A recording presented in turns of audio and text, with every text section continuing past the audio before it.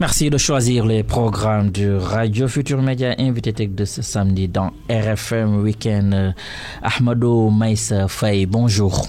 Bonjour, ça va.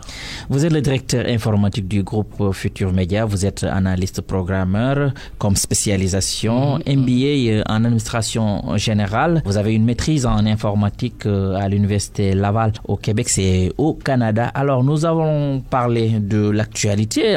Comme vous le savez, il y a des sites internet sénégalais qui ont été attaqués ces derniers jours, notamment le Sénéweb, mais également Dakaractu n'a pas échappé à ces attaques. Déjà, qu'est-ce qui est à l'origine de ces attaques? Pourquoi? Comment on attaque un site déjà? D'abord, je tiens à te saluer d'abord de l'invitation et je remercie les auditeurs qui vont nous écouter. Je dirais que c'est un peu difficile à dire parce que les motivations, on ne les connaît pas. Il y a trois types d'attaques, disons trois types de motivations qui découlent de prototypes qu'on a identifiés. On dit que les attaques proviennent des hackers éthiques, c'est-à-dire c'est des personnes qui sont animés de bonne foi, qui souvent voient des difficultés que certains informaticiens ont. Ils les contactent pour leur faire part des problèmes de sécurité qu'ils ont découverts sur leur infrastructure, notamment les sites web. Le deuxième, c'est les ransomware. Les ransomware, c'est les gens qui sont animés de mauvaise foi. Ils sont souvent des gens qui demandent de l'argent. Ils te mettent un rançon.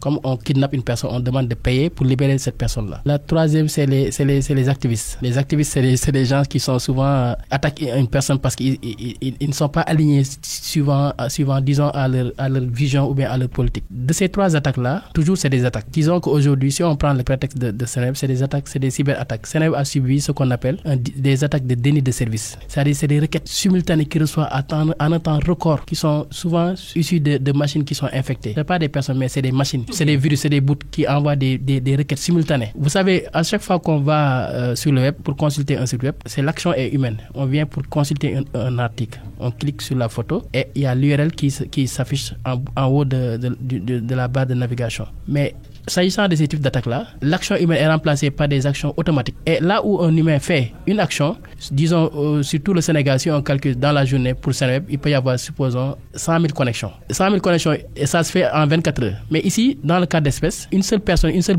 machine fait plus de 1 million de requêtes. Je donne un exemple, peut faire plus de 1 million de requêtes en 3 secondes. Et ce qui arrive dans ce cas-là, il sature la machine. La machine, par exemple, quand on a un site web, il est hébergé dans des data centers à travers le monde ou bien ça peut être local. Mais cette machine-là a une configuration définie. Il y a un CPU, il y a un disque local, il y a une base de données, il y a tout.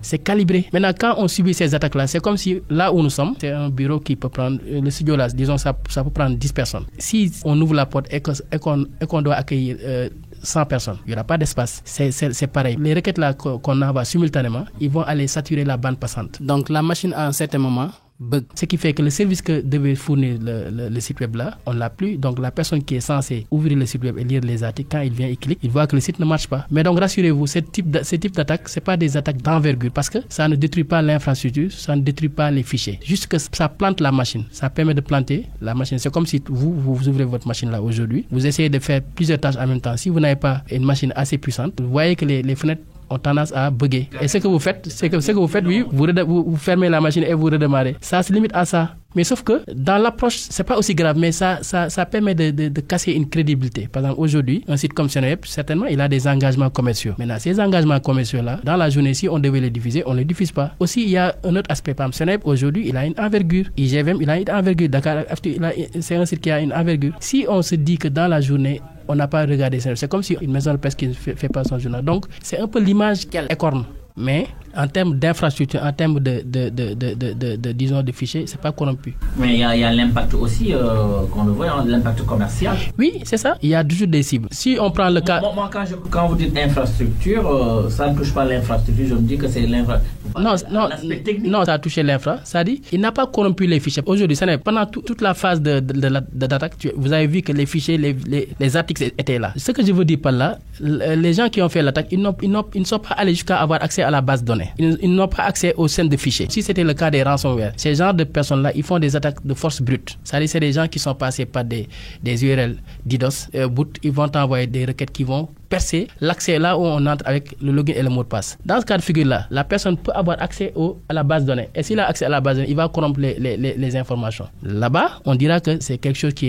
est impactant. Imagine Seneweb aujourd'hui, toute l'information qu'il a eu à agréger pendant des années. Une personne vient et supprime la base de données. S'il n'avait pas de sauvegarde, bien sûr, c'est impactant. Alors aujourd'hui, c'est Dakar Actu, Seneweb, ça peut être d'autres sites d'information. Aujourd'hui, qu'est-ce qu'il faut faire pour parer à cette situation? Est-ce qu'il y a une sécurité maximale pour échapper à ce genre d'attaque? Je ne vais pas vous rassurer. C'est ça que je voulais quand même. Disons, aujourd'hui, même les grandes entreprises là, les grandes entreprises que vous connaissez, ils ne sont pas capables de s'assurer à 100%. La sécurité maximale, ça n'existe pas. D'ailleurs, il y a un type de problème qui est récurrent et que tous les IT détestent, c'est le zero day. Zero day? Oui. C'est-à-dire?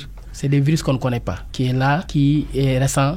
On n'a pas eu le temps de connaître la mise à jour de comment sécuriser ça. Maintenant, revenons à notre problème. Notre problème aujourd'hui, ce qu'on peut faire pour ne pas avoir ces types de problèmes-là, je le dis souvent, c'est qu'il faut toujours partir du registrar. Le registrar, c'est celui qui héberge ton autre domaine. Là-bas, c'est des sociétés qui sont accréditées. C'est là où on va enregistrer le nom de domaine. igfm.com, dakaractu.net, seneweb.com. Une fois qu'on a là-bas, il y a ce qu'on appelle des DNS. C'est sur ce registre-là où on va dire, ce nom de domaine-là va pointer sur le serveur qui est situé en France ou bien sur le serveur qui est situé au Sénégal, c'est les redirections de DNS. Maintenant, un hacker qui a accès à ton compte, si vous n'avez pas mis en place des authentifications fortes, double authentification, il peut rediriger le nom de domaine vers un autre site miroir. Et là-bas, il peut concevoir un site qui a les mêmes aspects que le site normal. Il va mettre un formulaire, par exemple, une personne qui vient et qui rentre les informations, les mots de passe, il saura que les mots de passe là qu'il a recueillis, après, s'il remet le site normalement, s'il va là-bas, c'est le même mot de passe que la personne va mettre. Donc, il va être proactif, il va puiser tes informations et t'attendre. Donc, c'est pourquoi il faut d'abord assurer la sécurité au niveau des registres.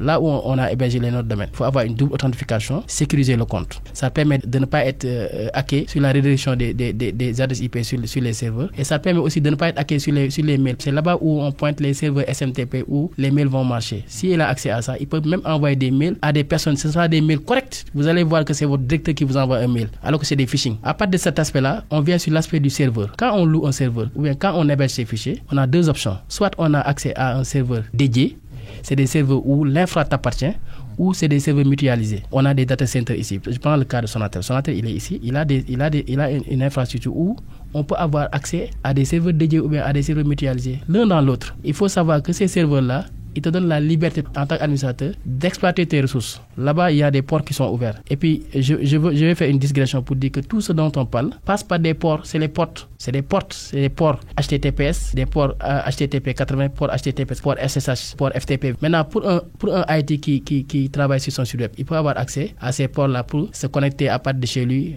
envoyer des fichiers, avoir accès à la base de données. Quand on n'a plus accès à ces ports-là, il faut les fermer. Ce pas des ports qui s'ouvrent tout le temps. On les ouvre qu'en cas de nécessité. Ça, c'est le deuxième aspect. Et puis, il faut avoir l'habitude d'avoir des CMS qui sont des CMS certifiés. C'est l'habillage du site. C'est des CMS. Si on prend le cas de WordPress, souvent les gens, ils viennent, ils prennent le CMS et puis ils habillent comme ça. Et puis, il y a des versions. Aujourd'hui, si on prend la version de PHP, la version la plus stable aujourd'hui, c'est la version 8. Il faut souvent s'aligner avec ces versions-là et faire des mises à jour de CMS. Aussi, il y a les plugins. Les plugins, c'est les fonctionnalités qu'on installe dans les sites. Il ne faut pas installer n'importe quel plugin. Les plugins, c'est ça qui amène souvent des chevals de Troie. L'action de cette attaque-là, c'est l'action humaine. C'est le gestionnaire du site web qui a pris la responsabilité de télécharger des plugins sans connaître certains aspects du plugin, le package, ce qu'il y a dans le package. Donc, c'est oui. Donc, une fois que vous l'installez, les données là vont aller s'installer sur le serveur. Ils vont pouvoir muter et ouvrir certaines portes. Donc, c'est des choses à connaître. Après ça, on vient à ce qu'on appelle l'aspect beaucoup plus technique. C'est là où on va faire des choix d'infrastructure. On peut avoir des serveurs en France, des serveurs aux États-Unis, des serveurs, disons, en Chine. Et on met un cluster pour faire du load balancing. Le load balancing, ça permet souvent de filtrer les usagers. Certaines personnes qui viennent des États-Unis, tu les balances sur un serveur. Les autres, c'est en fonction des trafics. Et ça permet aujourd'hui, quand on a des attaques, les gens qui sont au Sénégal peuvent être dirigés aux États-Unis. Ils n'auront pas l'impact que le site là ne marche pas. Mais si tout est dans un seul panier, si ça tombe en panne, on a des problèmes. Ça, c'est l'aspect. Il y a l'autre aspect qui reste, c'est les partenaires, c'est les CDN. Il y a Cloudflare, il y a aussi Amazon. Si on prend le cas de Sonatel aujourd'hui aussi, et d'autres personnes qui sont des providers, ils ont des partenaires avec qui ils travaillent. Ces partenaires-là te garantissent la sécurité optimale. C'est des réseaux mondiaux. La raison pour laquelle eux, ils se mettent entre l'usager et les serveurs, c'est qu'ils filtrent le trafic. C'est comme si un tuyau où passent les requêtes avant d'arriver sur le serveur serveurs. Ces partenaires-là, ils te permettent de mettre en place des règles, c'est des pare-feux. C'est comme si moi, l'infra que j'ai en réseau local, quand je mets des pare-feux, là-bas, le pare-feu c'est partagé. Donc on peut créer des règles et filtrer les bootnets, filtrer les accès par IP, filtrer les accès par... On peut même aller jusqu'à dire qu'une adresse IP qui fait des requêtes simultanées de plus de 10 fois, on les bloque pour le cadre de Seneweb.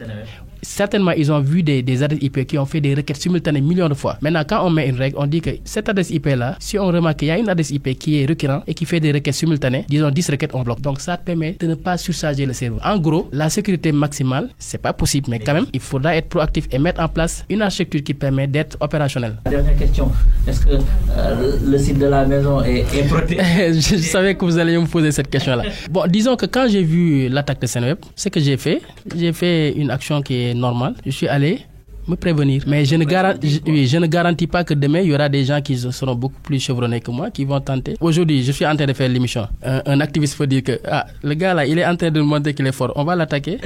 Mais comme on dit, et je le dis souvent, les sites web, c'est comme des lecteurs qui vont à l'arène. Quand on prend la responsabilité de mettre son site sur le web, on est dans un environnement ouvert. Il faut savoir qu'on peut être attaqué tous les jours. C'est pas une fatalité d'être attaqué. Ce qu'on doit savoir, c'est que lorsqu'on sort de cette attaque-là, il faut savoir développer des attitudes qui vont permettre de régler ces problèmes-là pour l'avenir. Il faut pas être gêné d'être attaqué. C'est pas un problème. Les CIA, ils sont attaqués. Tout le monde est attaqué. C'est les risques du métier. Moi, j'ai pas de problème par rapport à ça. Et puis d'ailleurs, c'est l'occasion de dire que en 2024, j'ai été attaqué pendant que le site de la présidente a été attaqué. Ça m'a pris 3 heures de temps. Je l'ai réglé en 3 heures de temps. Et c'est l'occasion aussi de saluer l'équipe avec qui je travaille. Il y a l'équipe digitale, mais il y a l'équipe architecture Djibi Koli, qui est chargée de l'architecture. D'ailleurs, même pas plus tard, on a échangé sur beaucoup d'aspects. Je lui donne des recommandations, il change. Lui aussi, il me dit, est-ce qu'on a changé ça? On ferme les trucs là. C'est ça, on travaille en équipe. Je suis DSI en même temps RSSI. Je suis polyvalent. C'est quoi le DSI et RSSI? Bon, RSSI, c'est celui qui s'occupe qui est responsable de la sécurité informatique. Le DSI, c'est la gouvernance des systèmes d'information. D'ailleurs, c'était l'occasion, même si on devait parler du New Deal. Le New Deal, ce n'est rien d'autre que, aujourd'hui, l'État du Sénégal regarde comme on regarde une entreprise. Quand tu prends notre jargon, quand tu viens dans les entreprises, il y a ce qu'on appelle la gouvernance des systèmes d'information. Dans une entreprise, il y a ce qu'on appelle le conseil d'administration. Ils ont des objectifs. Ils assignent au DG des missions. Les DG reçoivent des missions. Les DG appellent les directeurs opérationnels. Ils les assignent aussi des missions. Chaque directeur opérationnel dit que pour exécuter ce travail-là, j'ai besoin d'avoir tel type de métier. Maintenant, les métiers-là, le DSI se met au milieu pour traduire ces métiers-là en système IT. Après, ils demandent, disons, un budget pour dérouler ces projets-là. Et derrière, il y a le suivi évaluation. Donc aujourd'hui, regarde ce qu'on a fait. L'État du Sénégal. Le Sénégal a eu un besoin. Les Sénégalais veulent que le Sénégal soit un État souverain numérique. Ils ont assigné à Bassirou Diomaye Faye des missions. Bassirou Diomaye a déroulé sa stratégie. C'est-à-dire le Sénégal numérique 2050. Ce qu'il a fait, il a appelé l'équipe, c'est-à-dire le conseil numérique. Ils sont au milieu. Et les ministères ont dégagé avec les parties prenantes toutes les process à mettre en place. Il a alloué un budget et le budget a été éclaté par rapport au projet qu'on doit réaliser au bout de 12 ans. Et derrière, il y a le boss qui est là pour faire le suivi et évaluation. Ce n'est que ça. En tout cas, merci pour ces éclairages, Ahmadou Maïssa Faye. Merci. Je vous remercie, Sabar. Vous êtes le directeur informatique du groupe Futur Média. Vous êtes analyste programmeur comme spécialisation, MBA en administration générale. Vous avez une maîtrise en informatique à l'université Laval au Québec.